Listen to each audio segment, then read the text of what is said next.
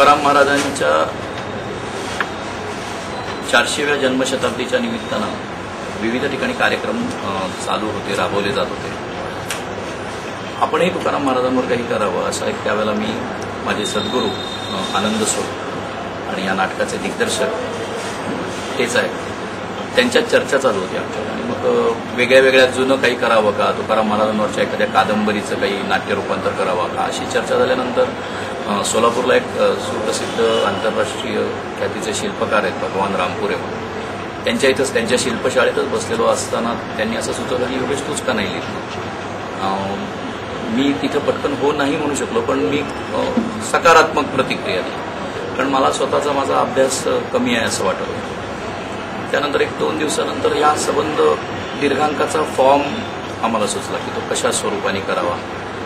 आणि मग लिखाणाच्या मध्ये जवळजवळ 2 महिने गेले. त्यात मी काही वाचन वगैरे केलं नाही, परंतु काय करावं या संदर्भात सतत माझा विचार चालू होता आणि सद्गुरूंबरोबर चर्चा चालू होती.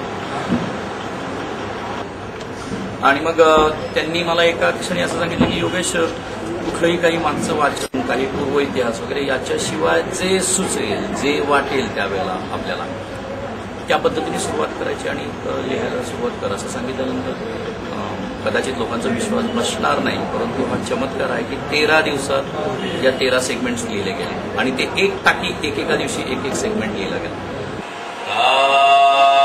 कृष्ण हरी,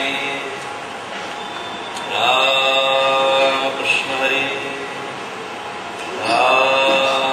कृष्ण हरी. हरीच्या पाव्यासारखे आमचे शब्द आम्हाला मोहू लागले. त्यानंतर आमच्या बेभानपणाला सीमाच राहिली नाही. देहूतल्या घराच्या भिंती तुरुंग वाटायला लागल्या. त्या दिवसानंतर या हृदयाची काया गहाण पडली नियंत्याकडे आणि जगन नियंत्यानं देखील सौव्यात वसुली करून घेतली या तादात्म्य पावलेल्या कुडीकडून. योगेश सोमणांचा परफॉर्मन्स बघितला तर काय शब्द म्हणावं, आउटस्टँडिंग म्हणावं का काय म्हणावं कळत नाही, पण फारच सुंदर, म्हणजे अप्रतिम. आणि त्यांची कपॅसिटी त्याने दाखवून दिली, एक उत्तम दिग्दर्शक म्हणून, एक नट म्हणून, एक लेखक म्हणून. आणि मला असं वाटतं की हे एक नाटक माइलस्टोन ठरावं.